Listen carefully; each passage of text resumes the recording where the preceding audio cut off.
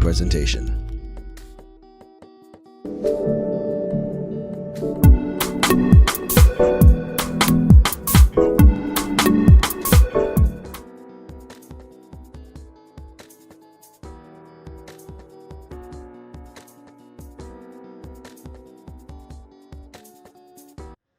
With a psychologist, mental health means able to deal with any kind of imbalances that we have going on in our brain. You know, we're all human and we're made up with different kind of things.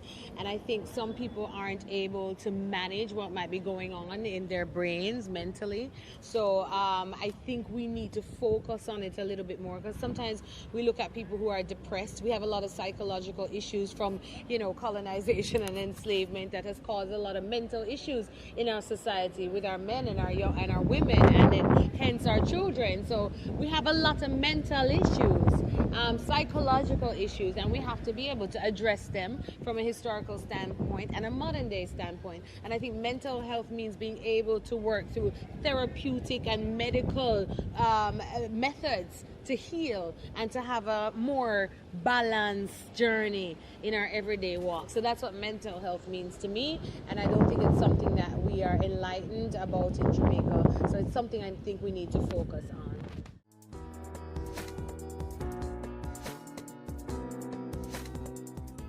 Well, we all know the myths about mental health. Why Shamadi here? Somebody went to Bellevue or whatever the ward is here at UB, and people will tell you, you know, oh, she mad and she gone crazy. And, you know, when you see a child acting up, you say that they're mad, but we don't know what's going on. We haven't been able to psychologically evaluate and then deal and heal. And, you know, I think the myths everybody has called it mad. But what does mad mean?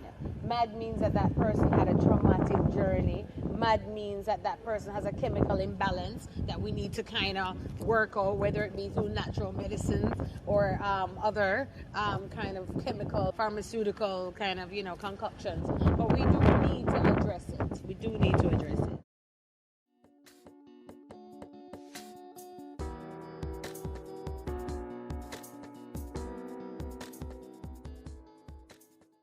Aware my family's mental history, I think so, because I think we all kind of go back through to the grandparents and the great-grandparents, and if they did have medical issues or mental issues, it's not probably something that we sat down as a family and said, oh, you know, your grandma was da-da-da-da. But yes, I mean, I have a cousin who's bipolar, who wrote a book called 101 Bipolar, and I remember the journey of going through it with her. So I understand the symptoms. I understand what happens when she's not on medication. I've seen the best and the worst of being bipolar, and it's in our family. So who knows, you know? But we know how to deal with it, and we've learned to accept, and people were able to answer a lot of things about her behavior. So Bipolar 101 by Dr. Ruth White, buy the book. It's very enlightening. It helps us to understand that, you know, and that's something we need to talk about. I know another young man who's bipolar, and it's hard for the society to understand if you're not educated, and sometimes hard for the family to deal with these people. So we also have to learn about the secondary and tertiary family, you know, members. How do you help? How do you assist somebody who may have signs of different kinds of mental illnesses? And then we need a 101 on all the mental illnesses, because there's a lot, and it's not a bad thing. It's just that everybody needs to help each other through it, whatever it is.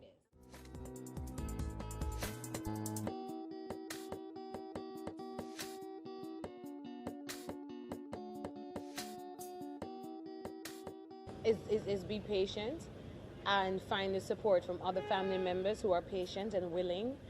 Seek medical attention. Unfortunately, we have to be realistic, because we have people with mental illnesses in certain socioeconomic groups in Jamaica who are not able to afford the treatment, and then the stigma that's attached to going into mental institutions here in Jamaica that may not have the right kind of facilities to facilitate us. So we need to find a way as a country, whether it's corporate Jamaica or the government, we need to look at, you know, using some of that resources that we get from the IMF and the EU and whoever else is giving us money, free and debt money, whatever it is, to try and deal with the mental state of our people. Because if we don't fix the mental state of our people, then we cannot grow in business. We're not going to be able to grow as a family, because we have issues that need to be dealt with. And I think that's a part of the medical arena that I don't think we're running, and you know, the sport sport isn't being played evenly. Yeah, so the health sport, we need to focus on mental health, yeah, as one of the activities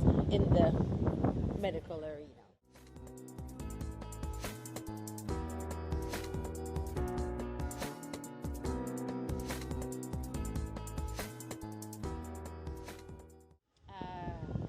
A word of encouragement is it's okay. And I always tell people we're all made differently. And difference is a beautiful thing. But I just think we have to find a way to work together. And that's never going to be easy in any society, because society has its do's, its don'ts, it has its opinions, it has its judgments, and it's even harder for somebody with a mental health problem because people don't understand. So I think the first thing is awareness, and we need to be aware that a mental illness or a mental sickness is not death. And if you're going through it, I guarantee there's one somebody out there, and sometimes it's that stranger who's going to help you along your journey. Most of the successful people, their right hand or the person that helped them is somebody they didn't even know. So if the family doesn't understand, educate them as well and show them that, other people, have issues. I'm Empress and I may have a mental illness, but hey, I'm surviving.